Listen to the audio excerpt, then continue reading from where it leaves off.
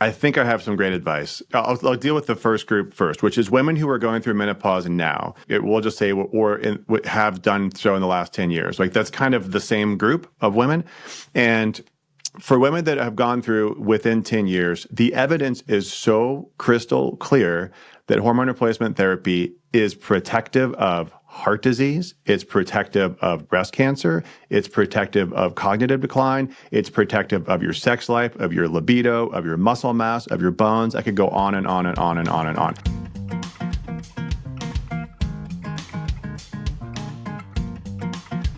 Hi, everybody. This is Diane Gilman, formerly known as the Queen of Genes on QVC-HSN, but now the proud host of my own podcast, Too Young to Be Old.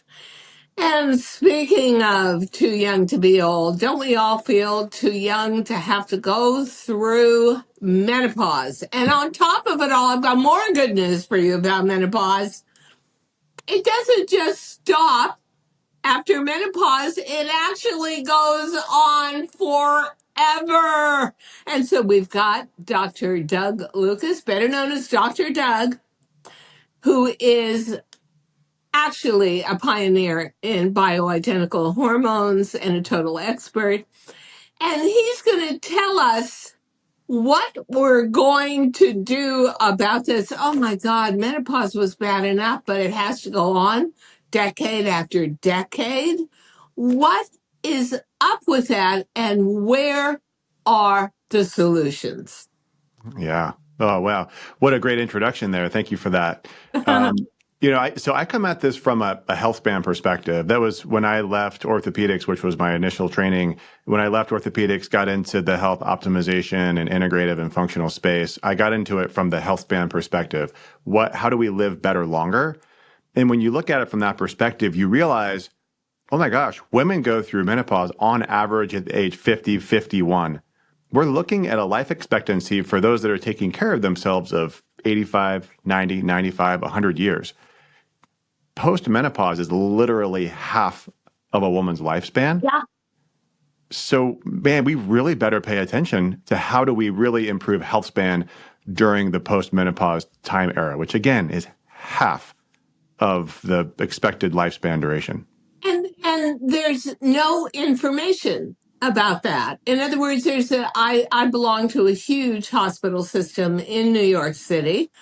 I wouldn't even know where to begin, because I know that one of the things that constant menopause is doing to me in my late 70s is it's really attacking my skeletal system. That's actually pretty much the only place where I really feel my age. But I don't know who to talk to, because they won't even talk about alternatives. They won't talk about anything holistic. But the only thing they offer is, honestly, surgery, which I'm not dying to have my flesh cut open again. Thank you. A double mastectomy was enough for me for 1 decade. So talk to us about the disadvantageous symptoms that come with constant menopause going on year after year. Yeah, well, the symptom list is actually much longer than most people think. So when most people, especially you look at our audience now, if women are in their 60s, 70s, 80s, and beyond, this was a time era when really doctors mostly talked about the quote unquote symptoms of menopause that were literally just the vasomotor symptoms. And I don't mean to use the word just to downplay the severity. They can be quite severe, but the hot flashes and night sweats was really what most people talked about. Fortunately, there is a movement moving forward now to expose the fact that so many of the symptoms, and I'll run through them, but so many of the symptoms that women experience through, especially the perimenopause, the time leading up to menopause, and then afterward, so many of those symptoms are related to the hormone fluctuations that occur at the onset of menopause, which is literally that time when the ovaries stop producing the vast majority of the hormones. But those symptoms can include things that we don't usually think about: anxiety, depression, weight gain, body composition changes, muscle loss, bone mass loss, cognitive function, cognitive dysfunction, right? There are so many things that are associated with these changes in hormones that are typically either just not addressed or addressed with other things like SSRIs, drugs for depression, anxiety, et cetera. Oh, So there are so many things now that we realize, oh my gosh, optimized hormones can actually have a significant impact here and really change the quality of life. When I went through menopause pretty early in my mid 40s because I always had such a high pressure career and so much tension in my life. And what you were basically told by a regular gynecologist was stop complaining. That was really the attitude Yeah. was, Yeah. oh my God, you're a whiner. Just park it somewhere. I also had really bad nightmares. I never had night sweats, and I actually think I had one hot flash, and that was enough. One. But I had bad nightmares. I had interrupted sleep. My hair got thin and brittle. Um, my skin couldn't be moisturized. Things for me that were surface things beyond the nightmares, where I was on TV in front of a very critical camera in a studio with not the greatest lighting, and I was very focused on taking care of all of the visual changes. I also gained a ton of weight, gained it in all the wrong places, and nobody Nobody had any solutions. And then I went to an anti-aging doctor, got on bioidentical, um, but stayed on them forever. And then when I got breast cancer at 72, I was told that it was my fault, which probably was. And I'd flooded my system with hormones for so many years that my body had no choice because it was estrogen receptive. So, do you put a time cap on taking bioidenticals? Now I'm 79, and what do I do with the rest of my life? And how can I Yeah. improve it when my doctor's system is your estrogen levels have got to remain at -0 for you to even consider Yeah. having a lifespan as well as a health span? Yeah. Yeah, this is such a challenging conversation, and it's challenging for a lot of doctors to talk about because most of them are just trained. Once you are in the face of cancer, like there's just no conversation around hormones, and that's Yeah. not true. So we understand if you look at what's happened in the subspecialization of medicine, you recognize that every subspecialist is really good at their thing. Well, hopefully, they're really good at their thing, right? So oncologists want to prevent any future cancer essentially at all cost, right? Of course. So they're not then looking at this from a holistic perspective to say, well, what is the impact of the treatment? What is the impact of eliminating all estrogen? Not only just putting you back in your natural postmenopausal state, but actually eliminating estrogen through the use of pharmaceuticals on a cellular level. And the impact, as I know you have described, is significant. Oh, it was Yeah. excruciating. And they had absolutely no advice, not diet, not supplements, not exercise, nothing. It was just, you can't take it. Well, you're on your own. And that was amazing to It's me. it's it's really unfortunate. Yeah. So I would love to just capture a few of the things that you said there. So I hear this very frequently in women of your generation, and it drives me nuts. You took blame for your cancer. Did you pick that up? That you just blamed yourself for developing cancer? Oh, first of all, I'm the kind of person where I'll take blame for nuclear weapons. I'll take blame for anything, Well, right? So, we as a society appreciate your broad shoulders. However, I yes, don't I think that took blame for it because not only the surgeon, who was very famous, but the oncologist, everybody said the same thing. You yeah, flooded your system right. with So, hormones. but here's the thing. So there might be like maybe there's other lifestyle factors. You know, if you were smoking or whatever, you know, they were doing things that we know cause cancer. That's a different story. But when it comes to hormones, The literature is very clear, and the surgeons, even though they're well known, they're renowned surgeons and oncologists, they still have this mindset that is 20 now, 22, 24 years old, depending on the study. But it is over 20 years old and outdated, this idea that estrogen in particular causes cancer. It is very clear, and this was even actually true then, but people just ignored it. But if you look at the original studies that show that hormone replacement therapy has an increased association with invasive breast cancer diagnosis, that study was real. It wasn't very much, but it was real. But if you look at the estrogen studies, even if they were crappy synthetic estrogens like they were, those studies actually showed protection from breast cancer diagnosis. Oh, this is so confusing. It's Oh so my confusing. God. So then, but it's actually very simple. So if you look at, let's go back to the Women's Health Initiative, right? The big study that blew up the newspapers and changed the face of hormones. Totally get that. We can't go back and make that different now. But if you go back and look at that study from 2002 and 2004, when those two studies came out, it showed very clearly that the likely devious molecule within the hormone replacement therapy was the synthetic progesterone, the progestin, the NPA, the Provera, all ways to say the same thing. That was the molecule that was causing the increased risk of breast cancer. It's been very clear. And if you follow those studies, because the Women's Health Initiative continued to publish over the last 20 years, they just published in May of this year. If you look at the progestin arm, the one that had the combined hormone therapy, the Prempro, it continued to show an increased risk of breast cancer, eventually became statistically significant. And we don't recommend those for that reason. We'll get into what bioidentical means, but they're not bioidentical. But the Premarin group, the estrogen that they used, Premarin, the conjugated equine estrogen, that group, it was protective, almost statistically significant out of the gate, and then over time it became protective. And we've seen this in study after study after study where estrogen with micronized progesterone either shows no increased risk or it shows a protection from breast cancer diagnosis.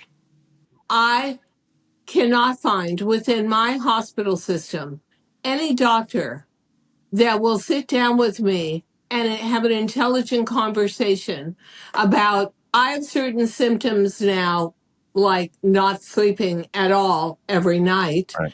And I know that if I had any estrogen in my system, that would really calm down.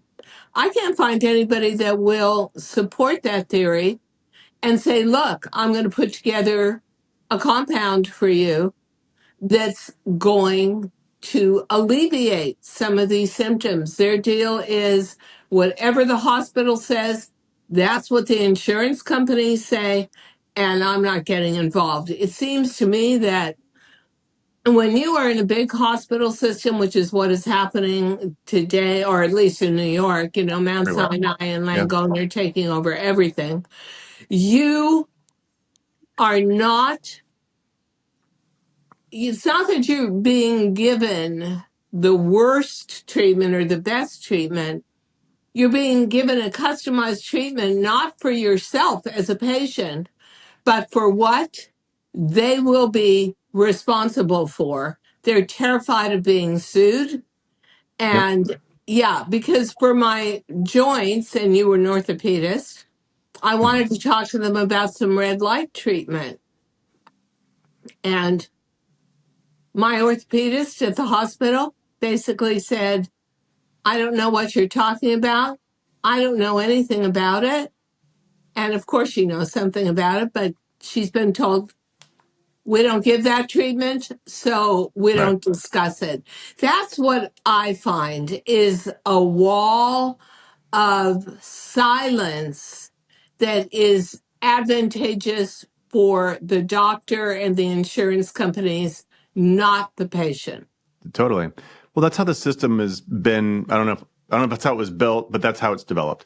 And so that's one of the reasons why when I decided I wanted to take a step out of the traditional medical model, do additional training, open up a practice, I realized we can't communicate with insurance companies because once you open up that gate, they control you. I don't want to communicate with hospitals because same thing, they control you. And that's why they've become these massive conglomerates, so that they can have more control. And they have to from a business perspective. But as a provider, I want to be able to do the things that I want to do. I want to use evidence-based medicine. I want to treat patients the way that I want to treat patients. And then when it comes to someone who has a case like yours, I don't know all the details about your case, but when we talk with women who have had breast cancer or women who have a high chance of a high risk of because of family history or whatever, we need to have this conversation that is based off of the available literature. Now, there are not perfect studies, but what I wanted to follow up with that previous comment is that if you look even at women who have had breast cancer, Avram Blooming is an author of the book Estrogen Matters. If you haven't read that, you should absolutely read it. Avram Blooming, he's an oncologist. He does a great job of going through the literature. There's actually 7 studies he cites in the original version of his book. He just released a new version I haven't read yet.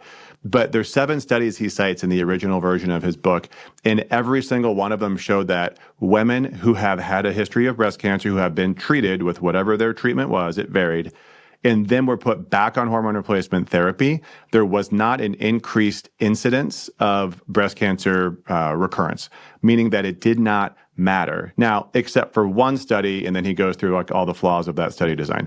So you can say relatively safely for that population, very specific population, that it did not increase their risk of cancer recurrence.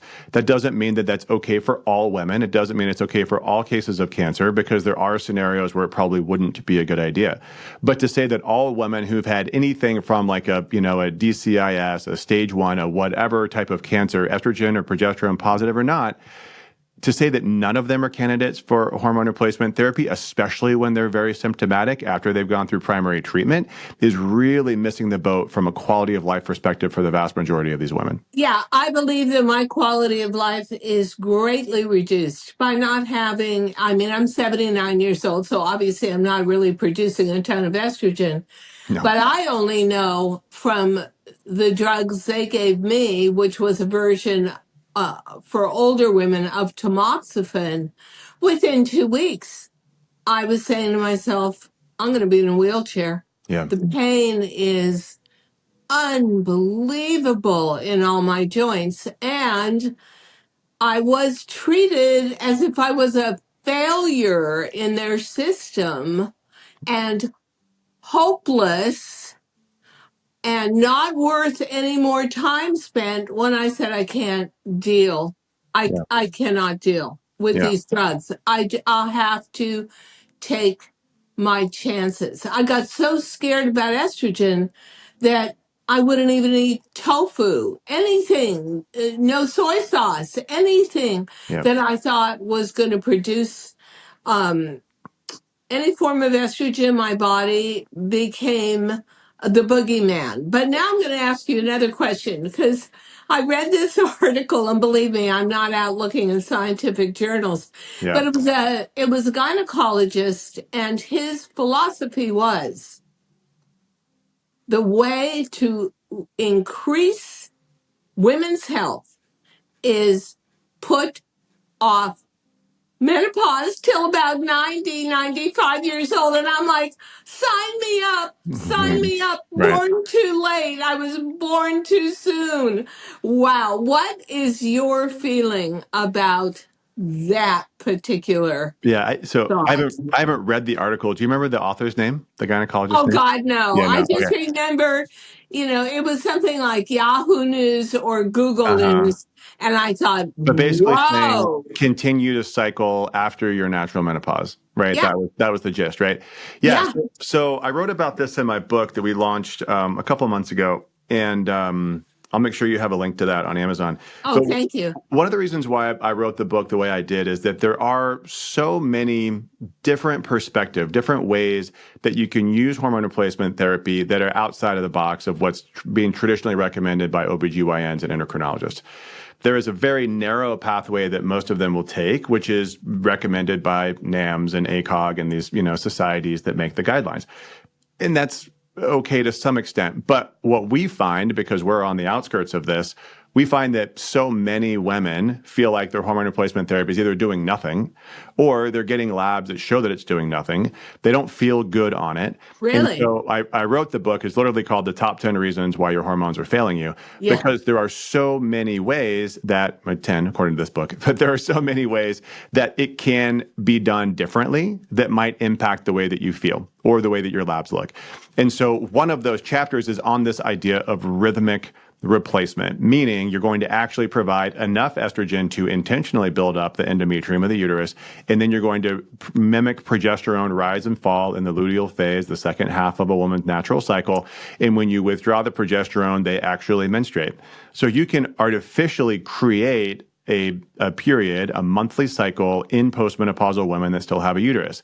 Now, this sounds crazy to a lot of women, and you might have just had a bunch of people turn this off, right, as I said that.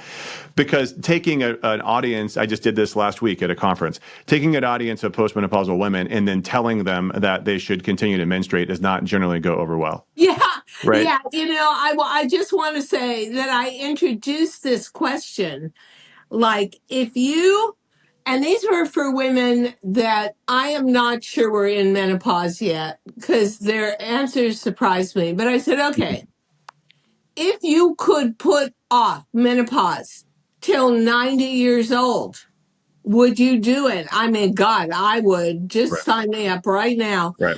And the answer was, oh, does that mean I'm going to have my period for another 40 years?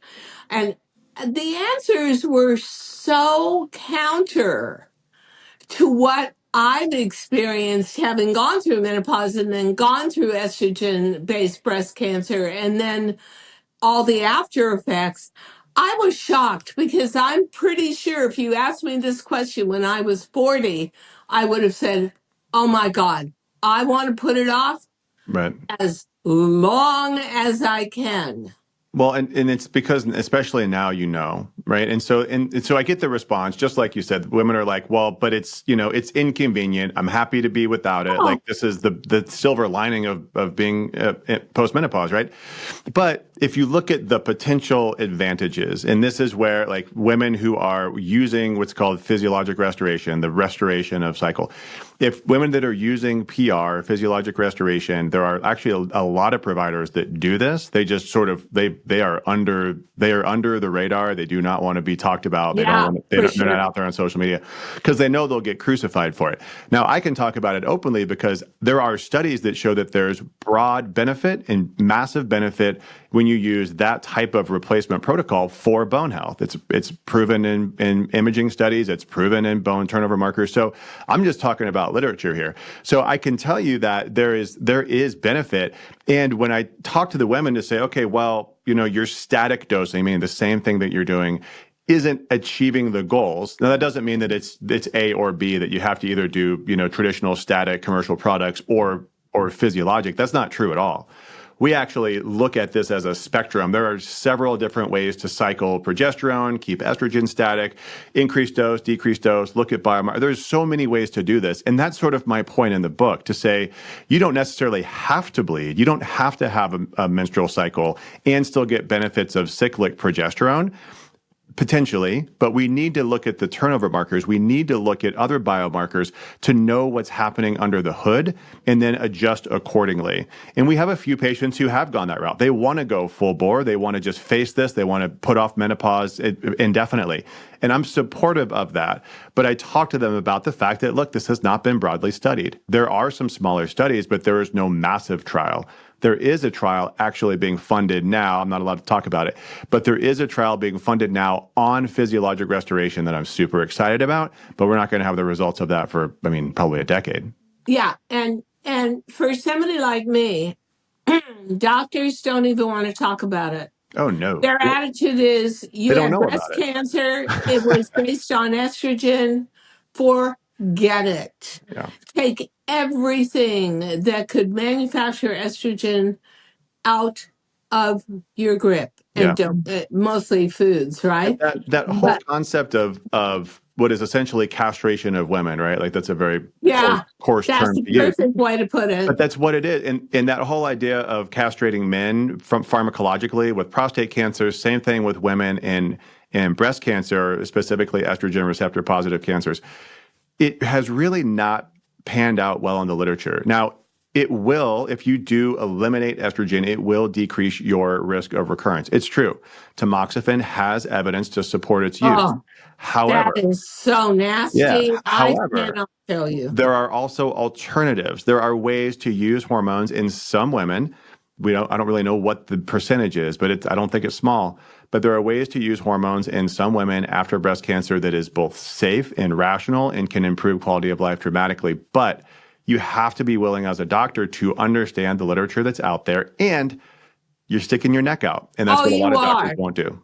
You are. And, I have to say that a good 1/3 of all women are going to go through breast cancer in their lifetime, and Yep, they're going to come out the other end permanently or temporarily damaged by chemotherapy, absolutely. by radiation, by lack of lymph nodes, by God knows what.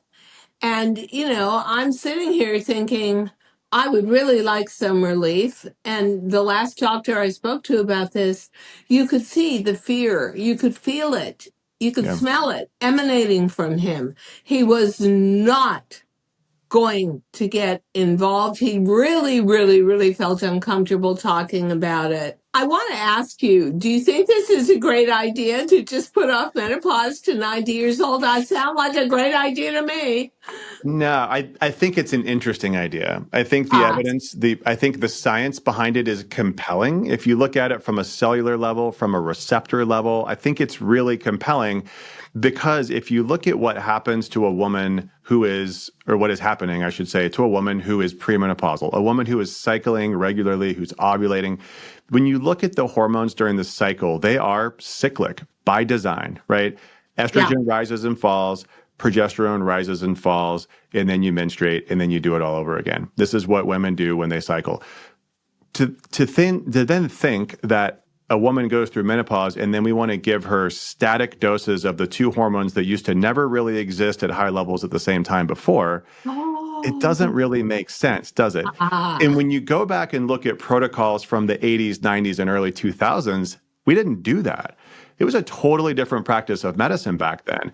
Progesterone was typically used only 2 months out of, or sorry, two weeks out of the month. And then estrogen was either static or some studies that I've looked at for bone health even had it rise and fall to mimic the follicular phase. But the problem is if you do that, you have to be careful with the endometrium and the uterus because you are providing essentially unopposed estrogen for at least half the month. And then if you let that build up, if you don't know, and then you aren't using adequate progesterone, you put a woman at risk for endometrial cancer. So it is more complex. You have to ask more questions, do more follow-up if you're going to consider something like that. If you want to, because you have to protect your patient. So it's easier to do static. And I think what happened in the post-WHI era is that doctors fell into this easy mode, lowest dose, shortest period of time. Yeah. All you need is the low dose patch and this synthetic progestin. Here's birth control. You're good because you don't require any testing, any follow up at all. But it didn't fix most of the issues that happen post menopause. I swear, I'm coming back in my next lifetime as a man. All I need is a little blue pill as a man to go on for most of my life feeling manly and doing what I want to do. But it is so complicated being a woman, my Hmm. God. And Yeah. really and truly, I think that most women feel two things. Number one, they can never avoid going through menopause. And that menopause is a gigantic dividing wall in a woman's life between being youthful, being useful, and being attractive, and the other side, which is kind of a split between an arid desert and the Arctic. Yeah. So I'm hoping that in an age where we've taken a lot of bodily rights away from women, Hmm. there are still doctors out there who are sensitive to what we need, and we can craft a better second half of life Yeah. for ourselves. And we have to do that through the medical system.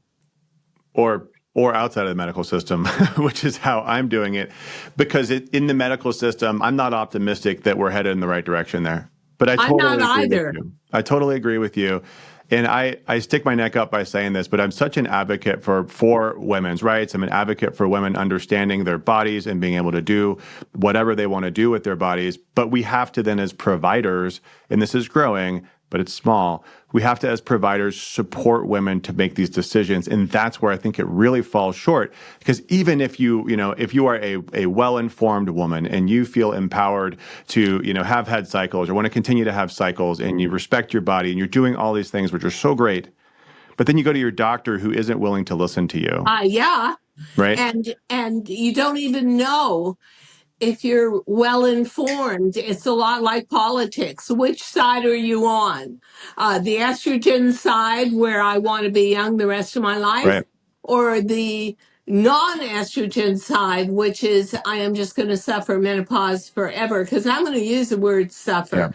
This Yeah. is not the most fun you can have. And I will tell you that the second half of a woman's life, you have to be so into your own self Yeah. care.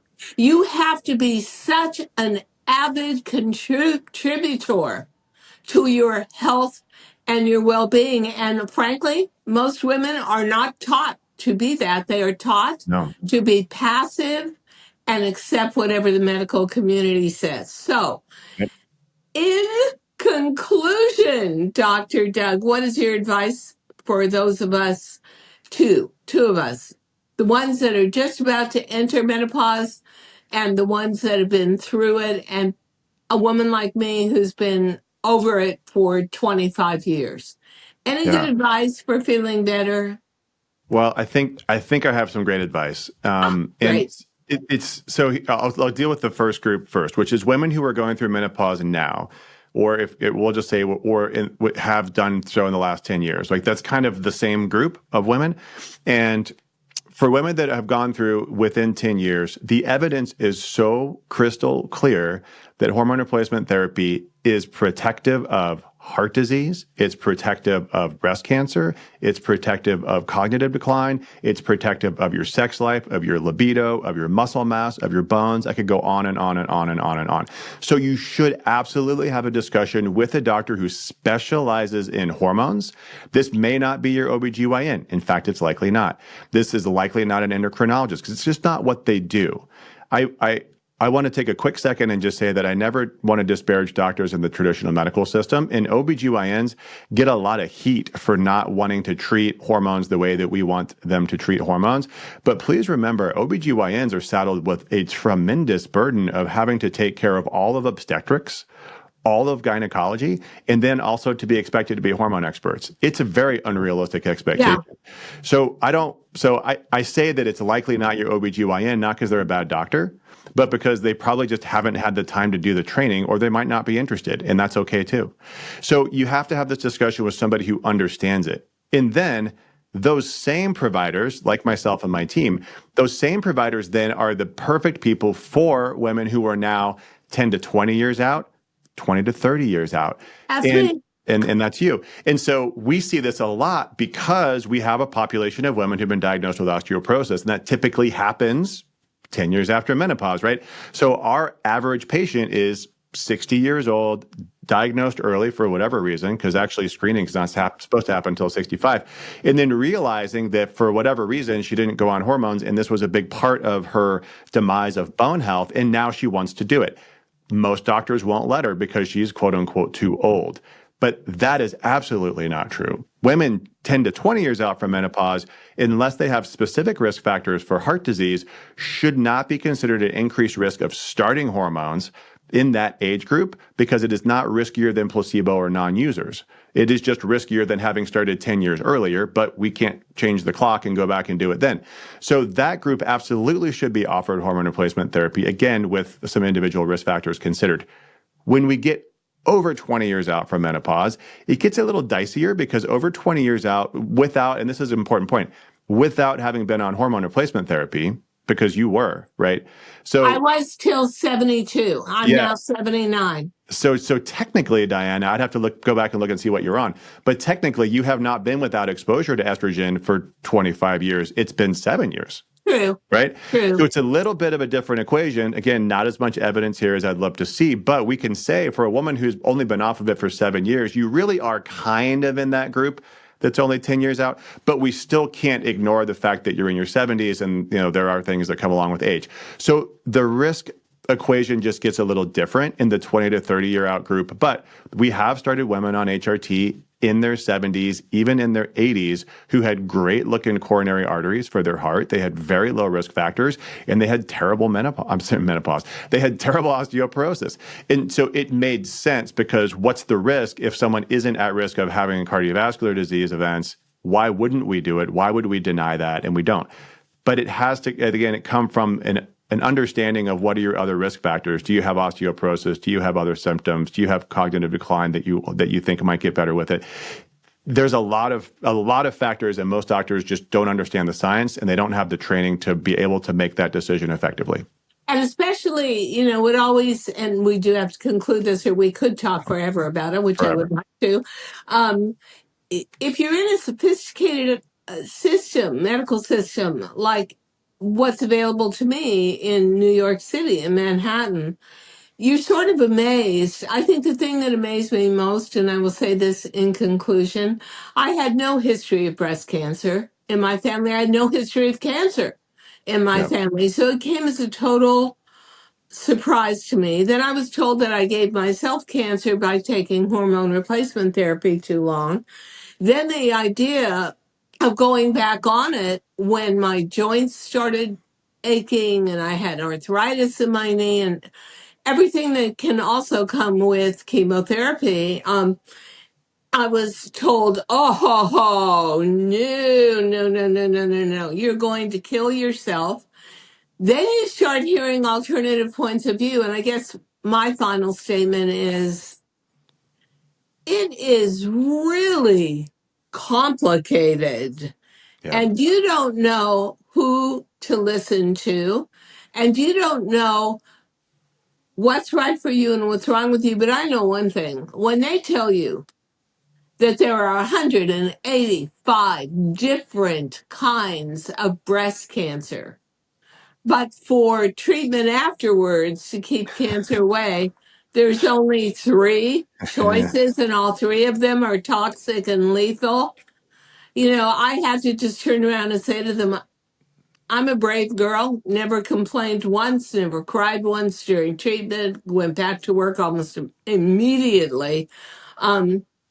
I can't deal with this. These are such painful and toxic alternatives. I'm just going to be let alone and they basically said, okay, you don't want to take these pills. It's not that I don't want to take them. It's that I can't live with them. Okay, then you're alone in the middle of the ocean of confusion about hormones. Take your chances. We can't help you anymore. Yikes. And then there's Dr. Doug. So, people, if you found this fascinating, interesting, and possibly a little frustrating, we're going to offer you $50 off to any customers that want to go on Dr. Doug Lucas's website, and the coupon code will be Diane, and you can get the words of an expert who honestly has devoted his medical career to this to date and has a world of wisdom and really and truthfully valid choices for you. I thank you so much, and I'm not kidding. Next lifetime, coming back as a man, honestly.